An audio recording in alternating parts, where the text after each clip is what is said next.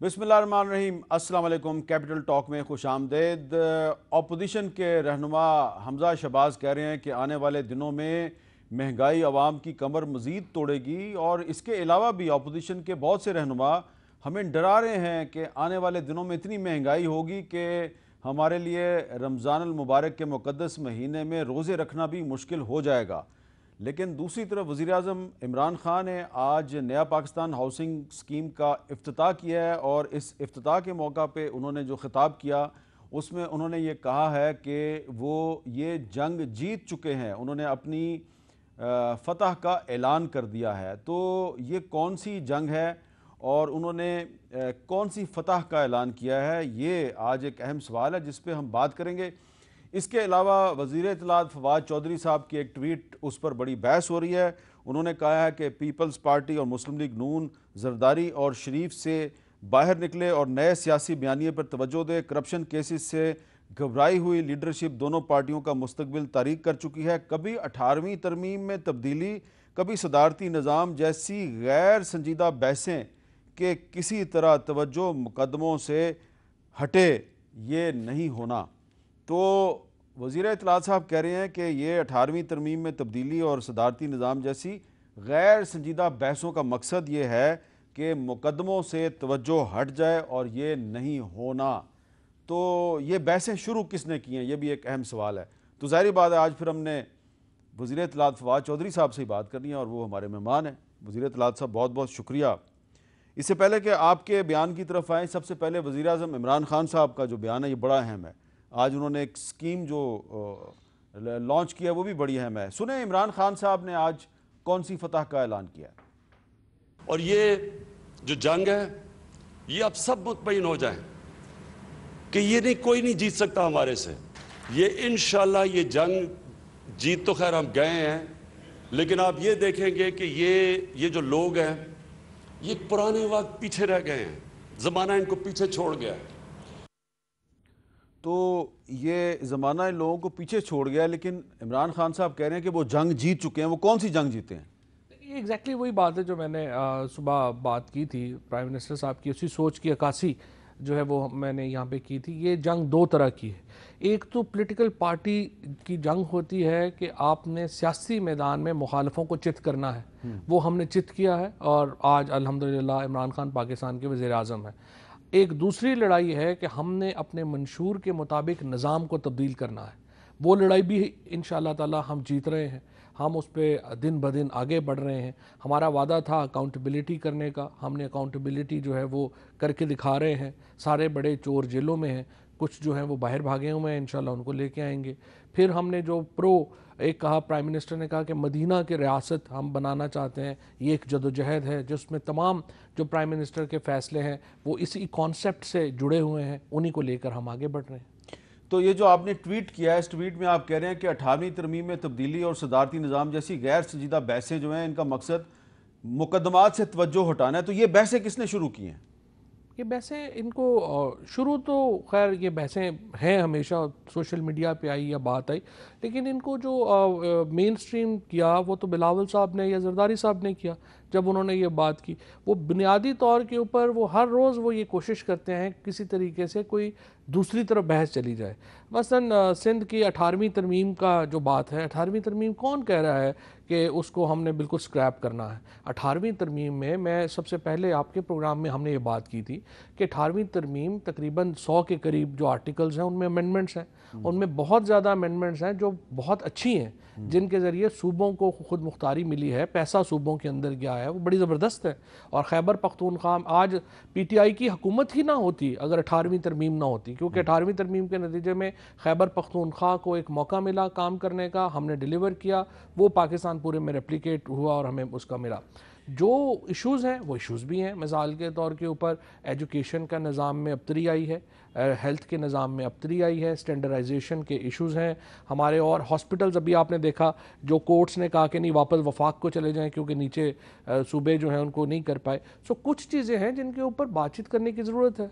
अच्छा, और जो सदारती निज़ाम की बहस है इसके बारे में आप क्या समझते हैं? ये गैर संजीदा बहस है इस वक्त?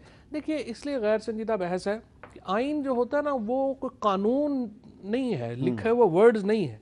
वो सबसे इम्पोर्टेंट ये है कि उसमें इत्तफाक राय कितना है। 1973 का आइन से बड़ा इत्तफाक राय पाकिस्तान में किसी चीज़ पर नहीं है। सो जो भी लोग ये समझते हैं, और लोग ज़्यादातर मैंने देखा है वो लोग बहस कर रहे हैं जिनको आइन की ABC का नहीं पता। देखिए, सदारती निज़ाम उन मुल्कों में होता है जहाँ पर ये नहीं हो सकता कि एक सूबा 60-62% आबादी का हो और वहाँ पर सदारती निज़ाम जो है वो वहाँ पे चल जाए, क्योंकि फिर तो आपको पहली शर्त ये है कि आपको नए इंतज़ामी यूनिट्स पे एग्री करना होगा। क्या हम उसके लिए जो है वो तैयार हैं यहाँ पे? Answer is no. क्या हम जो बुनियादी शराइत हैं सदारती निज़ाम की, वो इसकी हैयत जो हमारा जो पोलिटिकल जो आप समझिए कि जो हमारी जियोग्राफिकल एक है एंटिटी है इस वक्त, क्या हम वहाँ पे प्रेसिडेंशियल फॉर्म के लिए तैयार हैं? Answer is no. सो ये जो बहस है, पहली बात तो ये है कि यहाँ पर तो छोटी छोटी बातों पे कंसेंसस नहीं हो पा रहा। नैब के कानून बदलने के ऊपर कंसेंसस नहीं हो पा रहा, जजेस की अपॉइंटमेंट के ऊपर कंसेंसस नहीं हो पा रहा। आप देखिए, तबाहकुन निज़ाम है हमारे यहाँ जजेस की अपॉइंटमेंट का, लेकिन आप उसके ऊपर जो है वो आगे नहीं चल पा रहे। सो ये जो बेसिक चीज़ें हैं उनके ऊपर कंसेंसस नहीं हो रहा, तो आइन पे कंसेंसस टूट गया तो दोबारा कौन करेगा? अच्छा, ज़रा इस पे आपने क्योंकि पीपल्स पार्टी का जिक्र किया तो ज़रा पीपल्स पार्टी का वर्शन ले लेते हैं। मुर्तज़ा वहाब साहब जो सिंध हुकूमत के मशीर इत्तलात हैं और पीपल्स पार्टी के रहनुमा हैं। अस्सलाम वालेकुम मुर्तज़ा वहाब साहब। जी अस्सलाम वालेकुम साहब। मुर्तज़ा वहाब साहब, वज़ीर इत्तलात फवाद चौधरी साहब ये कह रहे हैं कि ये जो 18वीं तरमीम की बहस है कि 18वीं तरमीम में तब्दीली हो रही है, या सदारती निज़ाम की बहस है जिसकी तरफ कल बिलावल साहब ने इशारा किया कि अगर सदारती निज़ाम आया तो पाकिस्तान टूट जाएगा, तो फवाद चौधरी साहब ये कह रहे हैं कि ये पाकिस्तान जैसा मुल्क जो है वहाँ पे नैब के कानून में तब्दीली पे इतफाक नहीं हो रहा, जजेस की अपॉइंटमेंट का जो तरीकाकार है उसमें तब्दीली पे इतफाक राय नहीं हो रहा, सदारती निज़ाम किस तरह आ सकता है? तो सदारती निज़ाम तो पाकिस्तान में वायबल ही नहीं है, क्योंकि पाकिस्तान में एक सूबा जो है पंजाब, वो बहुत बड़ा सूबा है, तो यहाँ पे तो ये बहस ही इंतहाई गैर संजीदा है। तो आप नहीं समझते कि बिलावल साहब को इस किस्म के इशूज़ पे बोलना नहीं चाहिए? इस किस्म के इशूज़ पे बोल के दरअसल वो उन लोगों के हाथ मजबूत करते हैं जो कि इस किस्म की बहसें शुरू करके असल इशूज़ से अवाम की तवज्जो हटाना चाहते हैं। देखिए मीर साहब, बिलावल साहब तो एक नैरेटिव है, इसका जवाब दे रहे हैं, और वो नैरेटिव नेचुरली पाकिस्तान तहरीक इंसाफ की कुछ दोस्तों की तरफ से आ रहा है। कुछ वफाकी वुज़रा इस तरह की बात करते हैं। 18वीं आईनी तरमीम के खिलाफ बहुत सारे वुज़रा ने बात की। फवाद चौधरी साहब ने पहले आके बीच में क्लैरिफाई किया था, फिर उन्होंने एक बार कहा कि नहीं, जिसके अंदर प्रॉब्लम्स भी हैं, परेशानियां भी हैं। फिर वज़ीर आज़म पाकिस्तान ने खुद घोटकी में खड़े होकर 18वीं आईनी तरमीम से रिलेटेड जो बातें कही थी, जिसकी वजह से ये शुकूक व शुबहात जन्म लेते हैं। चूंकि पाकिस्तान पीपल्स पार्टी बड़ी पैशनेट है 18वीं आईनी तरमीम के लिए, बड़ी कुर्बानियों के बाद, बड़ी जिद्दोजहद के बाद ये सिग्निफिकेंट एक अचीवमेंट था। और मैं समझता हूँ जिस तरह 73 का आइन एक कंसेंसस डॉक्यूमेंट था और उसी की अफादियत है, उसी तरह 18वीं आईनी तरमीम की भी एक खास बात है कि बड़े अरसों बाद एक पॉलिटिकल कंसेंसस पाकिस्तान पीपल्स पार्टी की लीडरशिप ने जमा किया था, सारी पाकिस्तान की क़यादत को साथ बिठा के, और एक बड़ा अहम संगीन तय किया गया था जिसका खान साहब पार्ट नहीं थे। इसीलिए वो शक्कों को शुभात जन्म लेते हैं, जिसके बाद पाकिस्तान पीपल्स पार्टी नैरेटिव को सही सिमत में रखने की कोशिश करती है। मैं खुशाइंद कहूँगा वज़ीर इत्तलात के स्टेटमेंट को, और उम्मीद करूंगा कि जिनके बाकी कॉलीग्स वफाकी काबीना में बैठे हैं वो भी इसी तरीके से 18वीं आईनी तरमीम के मफाद में बात करें। अच्छा, लेकिन 18वीं आईनी तरमीम को मंजूर करना तो बड़ी अच्छी बात है, लेकिन उस पर अमल दरामद करना भी तो बहुत ज़रूरी है। तो आप ये नहीं समझते कि जो शोबे सूबों के हवाले हो गए हैं, जिन शोबों में सूबों का इख्तियार बढ़ गया, उसमें तालीम बड़ी अहम है, सेहत बड़ी अहम है, तो तालीम का इस वक्त जो सिंध में हाल है, मैट्रिक के इम्तहानात के पर्चे आउट हो जाते हैं, इंटर के इम्तहानात के पर्चे आउट हो जाते हैं, सिंध में जो है नाज़्म इम्तहानात ही नहीं है। तो आप ये नहीं समझते कि जब 18वीं आईनी तरमीम के तहत सूबों को काफ़ी इख्तियारात मिल गए हैं और वो एजुकेशन जैसे अहम शोबे पर तवज्जो नहीं दे रहे, तो जो सूबा है वो अपने अवाम की एजुकेशन पर तवज्जो नहीं दे रहा, तो क्या ये आप नहीं समझते कि आप 18वीं आईनी तरमीम की स्पिरिट की खिलाफ वर्जी कर रहे हैं? अच्छा मीर साहब, ये जो फवाद चौधरी साहब ने, मैं शुरू में देख रहा था वो बात कर रहे थे, उन्होंने अस्पतालों का जिक्र किया कि जी चूंकि वो परफॉर्मेंस ठीक नहीं थी इसलिए उन अस्पतालों को वापस ले लिया गया। मैं इस बात से इख्तिलाफ करूंगा, और मैं समझता हूँ ये नफी कर रहे हैं सुप्रीम कोर्ट के उस ऑर्डर की। सुप्रीम कोर्ट के उस ऑर्डर में कहीं पर परफॉर्मेंस का जिक्र नहीं है। सुप्रीम कोर्ट में जजमेंट में जिक्र ये किया गया कि ये जो इदारे थे ये शुरू से वो डिवॉल्व कैटेगरी में आते नहीं है, इसलिए ये इदारे वापस वफाक में चले गए। और मैं प्रैक्टिकली और as a matter of fact आपके सामने रखना चाहूंगा, क्योंकि आप खुद शाहिद हैं कि किस तरीके से एनआईसीवीटी 18वीं आईनी तरमीम से पहले चल रहा था और 18वीं आईनी तरमीम के बाद कराची से आपने एनआईसीवीटी को एक्सपैंड किया और सिंध के 9 मुख्तलिफ अजला में गए, और वो इफेक्टिवली आज आप देख रहे हैं कि वो कार्डियक केयर की सर्विसेज सारे पाकिस्तानियों को दे रहा है। साउथ एशिया की सबसे बड़ी लेकिन मुर्जा साहब फवाद साहब ने यह भी कहा कि 18वीं आईनी तरमीम का खुद तहरीक इंसाफ को बहुत फायदा हुआ है, क्योंकि उसके तहत जो खैबर पख्तूनख्वा में तहरीक इंसाफ की सूबाई हुकूमत को इख्तियारात मिले, तो उसकी वजह से इनको बड़ा सियासी फायदा हुआ है। ये पहली बार फवाद चौधरी साहब ने इतना खुल के 18वीं आईनी तरमीम के फेवर में स्टेटमेंट दिया और मैं इसको वेलकम करता हूँ।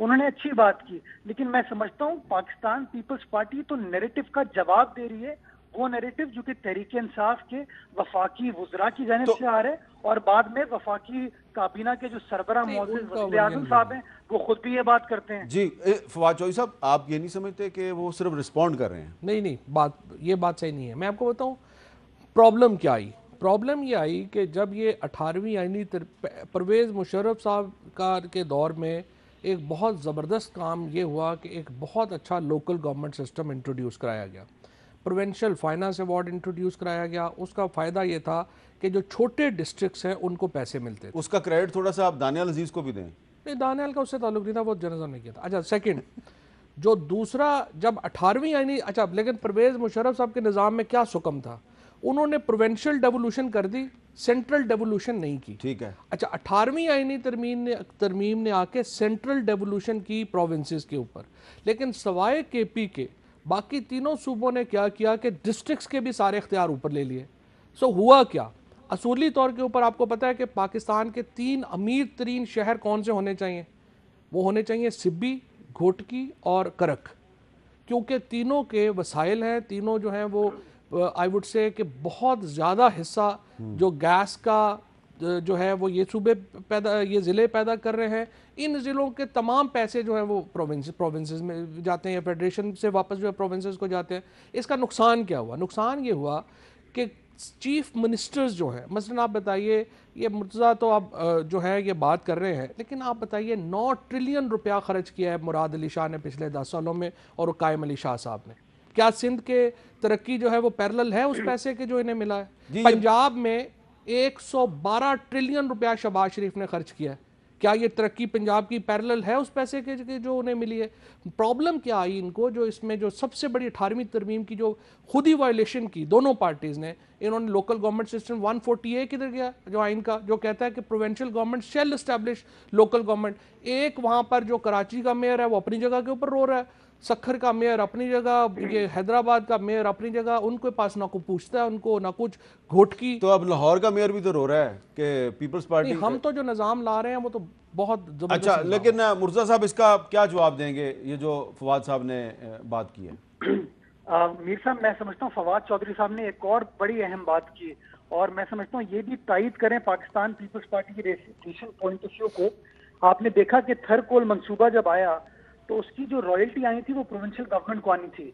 हमने पहला संगे मील सिंध गवर्नमेंट ने यह तय किया कि हमने फैसला किया और ये अनाउंस किया कि जो रॉयल्टी थर कोल प्रोजेक्ट से सिंध गवर्नमेंट को मिलेगी वो सारी की सारी रॉयल्टी जो है वो थर जिले के अंदर खर्च होगी। और हम आज भी डिमांड कर रहे हैं वफाकी हुकूमत से कि जिस तरह घोटकी से तेल दरियाफ्त हो रहा है, गैस दरियाफ्त हो रही है, तो वो आप उस एरिया में सर्व करें और ये सारे मुल्क के अंदर आप प्रेसिडेंट स्टैब्लिश कर लें। हम तो बार बार कहते हैं, लेकिन फेडरल गवर्नमेंट को आप देख लें कि एनएफसी की मद में जो उनको सूबों को पैसे देने थे, सिर्फ सिंध नहीं चीख रहा, पंजाब भी इस वक्त चीख रहा है कि उनको वो पैसे नहीं मिले। इस वक्त एज वी स्पीक मीर साहब, हमें हर माह 55 अरब रुपए ट्रांसफर होने होते हैं वफाकी हुकूमत से।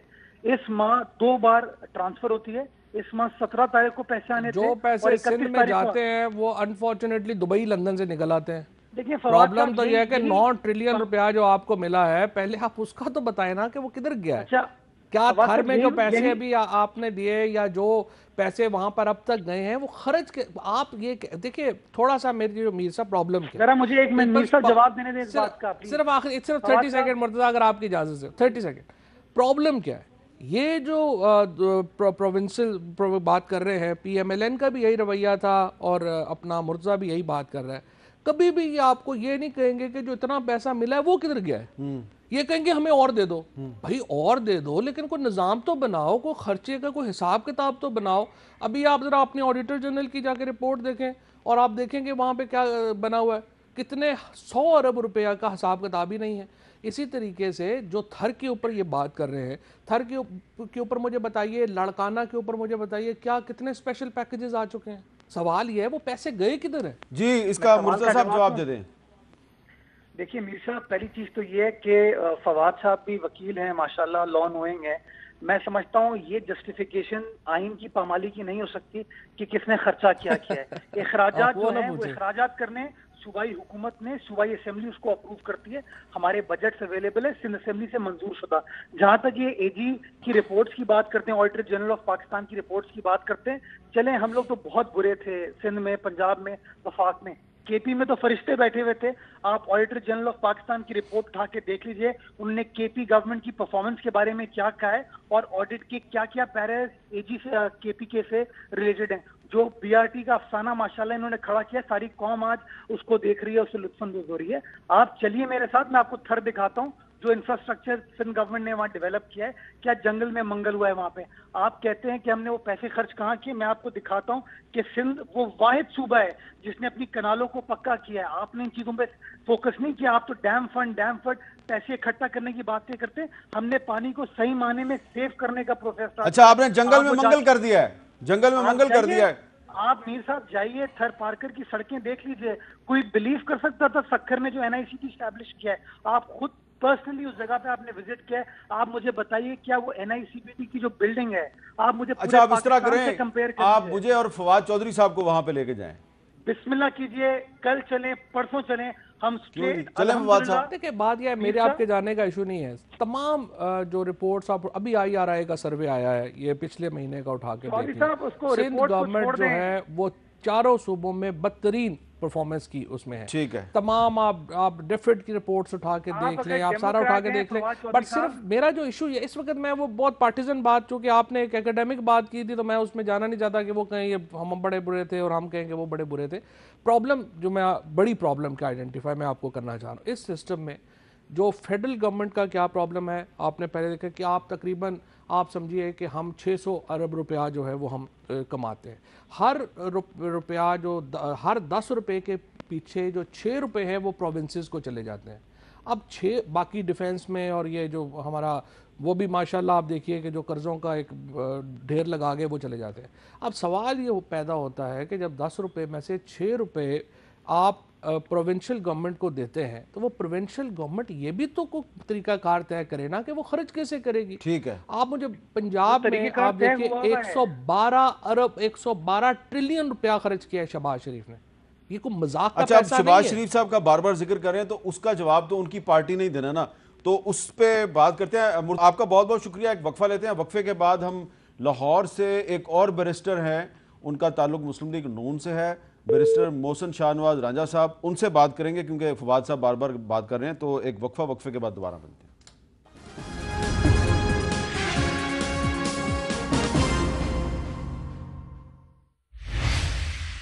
कैपिटल टॉक में दोबारा खुशामदीद। अब लाहौर में मुस्लिम लीग नून के रहनुमा रुकन कौमी असम्बली साबिक वजीर जनाब मोहसिन शाहनवाज रांझा साहब हमारे साथ मौजूद हैं।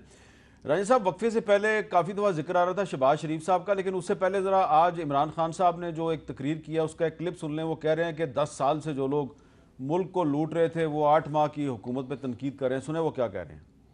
ये जो हर रोज TV पे देखे वही शक्लें बैठ के 10 साल में आपने मुल्क का कर्जा 6 ट्रिलियन से 30 ट्रिलियन पे पहुंचा दिया है और आज तनकीद 7-8 महीने की पार्टी के ऊपर कर रहे हैं कि जी फेल हो गई।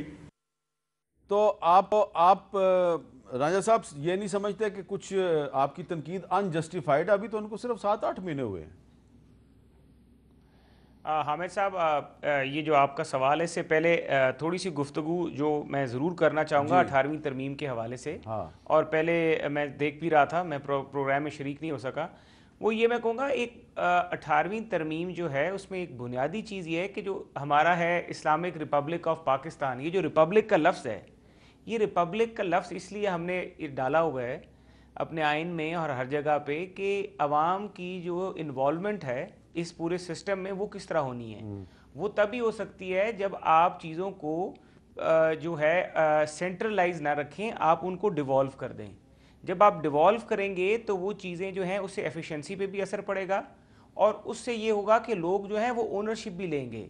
जो प्रोविंसेस हैं उसमें देखें, जिस तरह आपको एग्जांपल देता हूँ, सुप्रीम कोर्ट के जो जज थे अमेरिका में, जस्टिस ब्रैंडस थे मेरे ख्याल से, उन्होंने एक एग्जांपल दी थी कि मैसेच्यूसेट्स जिस तरह एक स्टेट है, वहाँ पे अगर वहाँ पे एक वो हेल्थ केयर का निज़ाम लेकर आना चाहते हैं और वो हेल्थ केयर का निज़ाम बाकी जो स्टेट्स हैं यूनाइटेड स्टेट्स की वो नहीं उसको अपने ऊपर लागू करना चाहते कि उनके डिफरेंट सर्कमस्टांसेस हैं, डिफरेंट वहाँ पे सोशल और कल्चरल वैल्यूज़ हैं, तो आप अगर वो सेंट्रल एक सिस्टम रखेंगे तो एक स्टेट की जो प्रॉब्लम्स हैं और जो इश्यूज हैं आप उसको एड्रेस नहीं कर सकेंगे। ये एक एग्जांपल दी गई थी। This is the concept of Republic.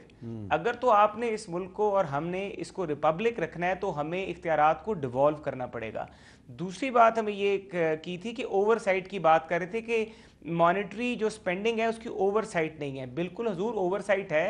आपकी पार्लियामेंट में जिस तरह नेशनल असेंबली में स्टैंडिंग कमेटीज हैं to keep an oversight on every ministry and executive, आपकी ओवरसाइट की वहां पर भी स्टैंडिंग कमेटीज पार्लियामेंट की भी हैं, आपका AGPR का ऑफिस भी होता है, आपकी अकाउंटेबिलिटी के अदारे भी हैं। फवाद साहब ना सदारती निज़ाम की हिमायत कर रहे हैं, ना ही वो कह रहे हैं 18वीं तरमीम को मुकम्मल तौर पे ख़त्म कर दिया जाए। वो तो कह रहे हैं ये गैर ज़रूरी, गैर संजीदा बहसें हैं। मैं उनकी बात से, मैं फवाद वैसे तो अक्सर औकात कोई ऐसी गुफ्तगू करते हैं जिस पे मुझे इख्तलाफ होता है, लेकिन आज मैं उनकी गुफ्तगू सुन रहा था और वाकई मैं इम्प्रेस हुआ। मुझे वो जमहूरियत उनमें थोड़ी बहुत नज़र आई है जो कि मुझे नहीं नज़र आती थी पहले, लेकिन आज मुझे काफ़ी उनमें जमहूरियत नज़र आ रही थी कि वो वाकई 18वीं तरमीम की जो और जो सदारती निज़ाम के बारे में जो उनका मौक़िफ़ है, और यही बात दुरुस्त है कि सदारती निज़ाम की ज़रूरत क्या है जब आपके पास सारा सिस्टम है। हाँ, 18वीं तरमीम में ये होती है, कुछ ऐसे एरिया ज़रूर हैं जो डिवॉल्व होने के बाद हमने capacity building, provinces capacity building नहीं कर सके। अच्छा, जिस तरह फवाद साहब की मिनिस्ट्री में आप उनकी इतनी तारीफ ना करें कि उनकी पार्टी के लोग उन पर शक करना शुरू कर नहीं, अभी थोड़ी देर में भी मैं बदतरीफी भी शुरू कर दूंगा, आप फिक्र ना करें। मौक़िफ़ जो है वो पहले से ये है, मिफ्ता इस्माइल पहले से ये कह चुके हैं कि जो फार्मूला है ये डिवीजन का ये दुरुस्त नहीं है, और हमारा मतलब भी यही। ये बात वैसे देखें, ये बात वैसे मोहसिन शाहनवाज रंजा साहब मेरे भी इल्म में है कि न सिर्फ मिफ्ता इस्माइल साहब बल्कि नवाज शरीफ साहब भी जब वज़ीर आज़म थे तो वो 18वीं तरमीम की कुछ शिकों के बारे में अपने तहफ़्फ़ुज़ात का इजहार करते रहते थे, और मिफ्ता इस्माइल साहब जो हैं वो जब कुछ अरसे के लिए वज़ीर ख़जाना थे तो उन्होंने NFC अवार्ड के हवाले से जो बातें की थी उसके बाद वो बहुत कुछ हलकों में बड़े पॉपुलर हो गए थे। तो अब वैसे और बात है कि आजकल वो भी जमानत पर हैं। नहीं हामिद साहब, उसमें यह है कि बिल्कुल कई एरियाज़ ऐसे हैं 18वीं तरमीम में जिनमें इम्प्रूवमेंट्स की ज़रूरत है। उसको मैं नहीं कहता। हॉर्टिकल्चर का एरिया, जिस तरह मेरे सरगोदा ज़िला में सिट्रस है, अब सिट्रस एक स्पेशलाइज्ड किस्म का हमारा प्रोडक्ट है जिसके लिए कैपेसिटी बिल्डिंग नहीं है। उसकी जो क्वारंटाइन रिक्वायरमेंट्स हैं जो इंटरनेशनल वर्ल्ड रिक्वायर करती है वो कैपेसिटी बिल्डिंग नहीं थी। मुझे पिछले 5 साल बड़ी मेहनत करनी पड़ी कि वो कैपेसिटी बिल्डिंग का प्रोग्राम प्रोविंस में शुरू करवाता। तो ये इसी तरह आर्कियोलॉजी एक डिपार्टमेंट है, ये जो इनके पास होता था किसी ज़माने में, शायद मिनिस्ट्री इंफॉर्मेशन के पास था, पता नहीं उसका अलग डिवीज़न बना दी, इनके पास ही है वो। उसमें भी यही है कि जो म्यूज़ियम्स हैं और जो हमारी आर्कियोलॉजिकल प्लेस हैं, जो उनकी जो मेंटेनेंस है या उनकी जो इन्वेंट्रीज़ हैं वो किस तरह रखी जाएंगी, उनको किस तरह मेंटेन किया जाएगा, ये प्रोविंसेस के पास उस तरह की कैपेसिटी नहीं थी जो कि हमारे पास फेडरेशन। अच्छा, अब ये आपने एक बड़ा ऐसी चीजें हैं, एक अहम बात की आपने, इसमें मैं फवाद साहब के इल्म में एक चीज़ लाना चाहता हूँ क्योंकि ये इंफॉर्मेशन मिनिस्टर हैं। वो इमरान खान साहब ने पिछले दिनों एक कन्वेंशन में बड़ी अच्छी तकरीर की थी टूरिज़म के बारे में, तो उनकी तकरीर सुनकर मुझे भी शौक़ चढ़ा कि मैं भी ज़रा जाके देखूँ कि जो हमारी आर्कियोलॉजिकल साइट्स हैं तो उनकी तरफ हम तवज्जो नहीं देते। तो मैं जनाब टेक्सला के म्यूज़ियम चला गया और फिर उसके साथ कुछ आर्कियोलॉजिकल साइट्स हैं। कुछ वो इलाके जो हैं वो पंजाब हुकूमत के ज़ेर इंतज़ाम है, कुछ इलाके खैबर पख्तूनख्वा के ज़ेर इंतज़ाम है। बहुत बुरी हालत थी वहाँ पे खैबर पख्तूनख्वा के ज़ेर इंतज़ाम इलाकों में और पंजाब के ज़ेर इंतज़ाम इलाकों में सड़कें जो हैं वो टूटी फूटी थी। जगह जगह पे चोई निसार अली खान साहब के बोर्ड लगे हुए थे कि उन्होंने ये इफ्तिताह किया, लेकिन हुआ वहाँ पे कुछ भी नहीं था। और जब मैंने वहाँ पे जो मुतलका लोग थे वो म्यूज़ियम के और आर्कियोलॉजिकल डिपार्टमेंट के, उनसे पूछा भाई इधर आपके वज़ीर आज़म ने कहा कि इधर आके ये गंधारा सिविलाइजेशन के इधर शाहकार हैं, तो इसको आगे आप देखें, तो मैं आया हूँ देखने, यहाँ तो सड़कें टूटी हुई हैं। उन्होंने कहा जी कि जब से 18वीं तरमीम के बाद ये सूबों के पास गए हैं तो ये मामला ख़राब हो अब गया। एग्जैक्टली वही बात करें ना जो मैं आपसे पहले ये कर रहा था कि 112 अरब रुपया पंजाब ने खर्चा है पिछले 10 सालों में, और आप अभी देखिए कि हालत वहाँ पर क्या है। अब मेरे ख्याल में अभी भी जो है आई एम एस से आतिफ जो है जो केपी में कर रहे हैं काफ़ी अच्छा काम कर रहे हैं। अब वो इन्होंने नहीं, लेकिन खैबर पख्तूनख्वा के इलाके में जो गंधारा सिविलाइजेशन की आर्कियोलॉजिकल साइट्स हैं उनकी सड़कें भी टूटी हुई हैं। सड़कें उनकी टूटी हुई हैं, लेकिन वो तो अब उन्होंने उसको जोन्स डिक्लेयर कर दिया है और ये 11 वो हलाल है उसको डिक्लेयर किया है। मेरा ख्याल अब इसके ऊपर काफ़ी काम होगा बिकॉज अब प्राइम मिनिस्टर साहब खुद इसको अच्छा, अब रंजा साहब वो बहस दूसरी तरफ चली गई है। मैंने सवाल आपसे ये किया था कि इमरान खान साहब कह रहे हैं कि हमारी सिर्फ 7-8 महीने की हुकूमत है, और दूसरी अहम तरीन बात यह है कि 3-4 दिन से बड़े सीरियस नौयत के इल्ज़ामात लग रहे हैं आपकी पार्टी की लीडरशिप पे। शहबाज शरीफ साहब खामोश हैं, हमजा साहब ने भी जवाब दिया है, सलमान साहब ने भी जवाब दिया है। शहबाज शरीफ साहब खामोश हैं, वाई, क्यों खामोश हैं वो?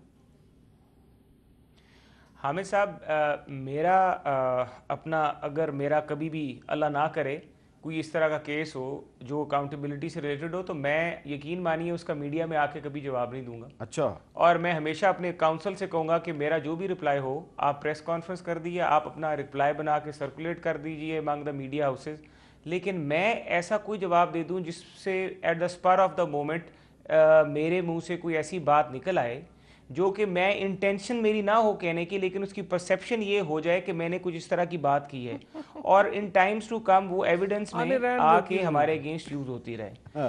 ठीक है, तो इससे देखे ना, ये तो फिर यकतरफा ट्रैफिक है कि फवाद साहब भी बोलते जा रहे हैं और वज़रा भी बोलते जा रहे हैं, वो डॉक्यूमेंट्स दिखाते जा रहे हैं, टीटी दिखा रहे हैं, बैंक ट्रांसफर दिखा रहे हैं, मनी लॉन्ड्रिंग के इल्जाम लगा रहे हैं, हुंडी के इल्जाम लगा रहे हैं, और शहबाज शरीफ साहब खामोश हैं।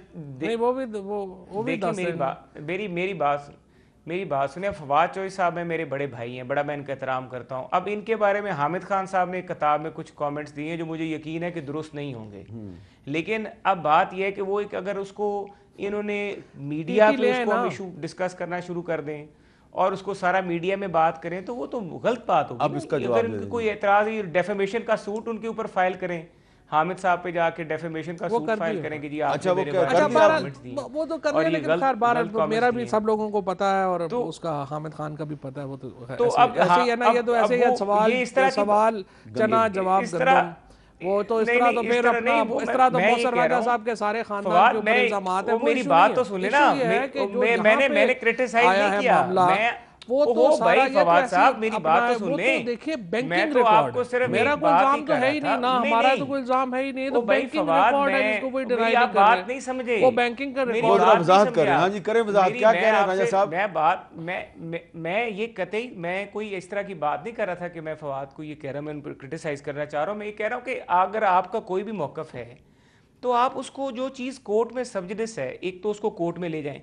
दूसरी बात है कि अगर उसमें कोई इलीगैलिटी है, पहली बात तो यह है कि वो एक बिजनेस का मोडस ऑपरेंडी है जो को लॉ अलाउ करता है, आपका कानून इजाजत देता है कि आप इस तरह से कर सकते हैं। अब ठीक है, ट्रांजैक्शंस का बीच में कोई लिंक की बात है, वो लिंक जब इस्टेब्लिश होगा, वो टीटीज दिखाने से लिंक इस्टेब्लिश नहीं होगा। दूसरी बात है, वो जो डॉक्यूमेंट्स हैं वो फोटो कॉपीज हैं, उनके ऊपर कोई ऑथेंटिक मोहर नहीं लगी हुई, किसी कोर्ट ऑफ लॉ की मोहर नहीं लगी हुई, किसी ऐसी अदारे की मोहर नहीं लगी हुई जिसके बाद उनकी ऑथेंटिसिटी एस्टैब्लिश हो सके। इसमें एक सवाल ये पैदा होता है, इसमें एक बड़ा अहम सवाल ये पैदा होता है कि वो जो डॉक्यूमेंट्स हैं उनमें डेट्स तो हैं कि ये किस किस डेट को, और वो डेट्स काफ़ी पीछे की हैं, काफ़ी पुरानी हैं, तो ये इतना अरसा खामोशी क्यों थी और ये अचानक ये सारे डॉक्यूमेंट सामने क्यों आई हैं? ये मैं फवाद साहब से पूछूंगा एक वक्फे के बाद।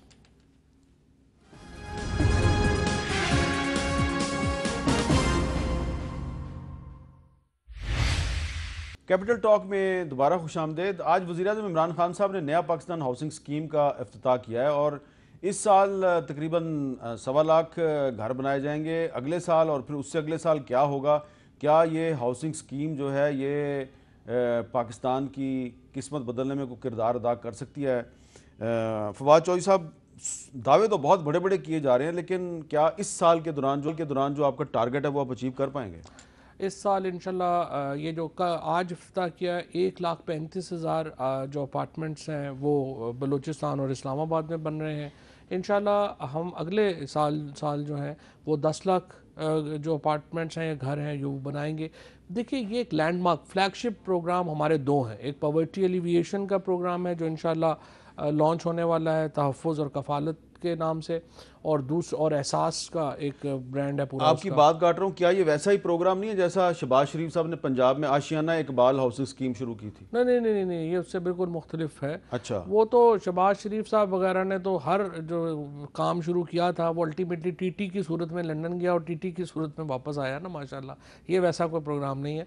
ये इसमें जो पैसे हैं वो हुकूमत ज़मीन दे रही है, घर के पैसे लोग खुद दे रहे हैं, लिहाजा वो उसमें ये फ़र्क है। अच्छा, इस पे राजा साहब आप क्या कहेंगे? और ये गेम चेंजर होगा इंशाल्लाह। ये कह रहे हैं गेम चेंजर होगा, लेकिन मरियम औरंगजेब साहबा ने कहा कि ये जो नया पाकिस्तान हाउसिंग स्कीम है ये शहबाज शरीफ की हाउसिंग स्कीमों का चरबा है।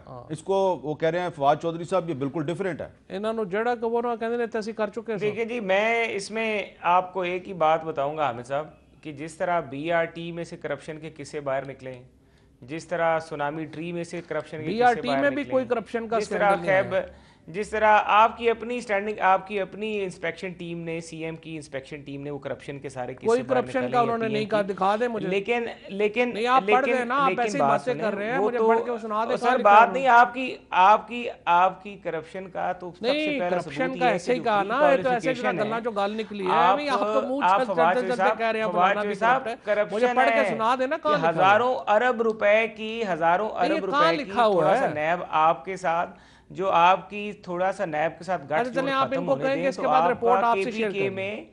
केपीके में मैं आपको कहता हूं, अगर मैं यकीन मानिए खुद इनके खिलाफ बीआरटी पे जाऊंगा नैब में सबूत लेके, मैं ग्रेनाइट के माइंस के जो ठेके दिए गए हैं जहांगीर तरीन साहब के कहने पे मैं वो खुद लेके जाऊंगा। जो ये इसका ठेकेदार वो डिस्क्वालीफाइड ठेकेदार था, वो डिस्क्वालीफाई था, वो स्कॉन्डर था। इन्होंने अपनी एहतसाब ब्यूरो केपीके की बंद कर दी। इनके अपने एहतसाब ब्यूरो के जो चेयरमैन थे उन्होंने इमरान खान से कहा कि इनके वजीर आला। अच्छा, तो इसका मतलब है आप जा रहे हैं अदालत में, आप जा रहे हैं अदालत में? इनके नहीं, अदालत में नहीं जाऊंगा मैं। उसके अलावा मैं आपको बता रहा हूं कि अब ये जो किस्सा है ना ये हाउसिंग स्कीम का, मैं आपको बता रहा हूं कि ये पाकिस्तान की तारीख का सबसे बड़ा फाइनेंशियल करप्शन का स्कैम होगा। चलें, ये आपने ऐलान कर दिया, इसका इस पे मैं आपको बता रहा हूं, इस पे भी मजीद बहस करेंगे। जो इसमें लोग आ रहे हैं, जो अच्छा बात सुनिए, जो इसमें हमें सब लोग बाहर से आएंगे, जो इसमें जो लोग इनके साथ जेबी कर रहे हैं, जो लोग इनके साथ जेबी कर रहे हैं, जो लोग इनके साथ जेबी कर रहे हैं, बहुत लोग इनके खत्म हो रहा है। बहुत शुक्रिया, और उनको अकोमोडेट किया जा रहा है। मोहसिन शाहनवाज रंजन साहब आपका बहुत बहुत शुक्रिया। और मैं सिर्फ यही गुजारिश करूंगा, इख्तलाफ करें लेकिन तहजीब और अखलाक के दायरे के अंदर रहते हुए। इख्तलाफ जो है वो इख्तलाफ जमहूरियत का हुस्न है, और जमहूरियत के हुस्न को गहनाने की कोशिश जो है वो इस हमारी डिस्कशन में नहीं होनी चाहिए। इजाज़त दीजिए, अल्लाह हाफ़िज़।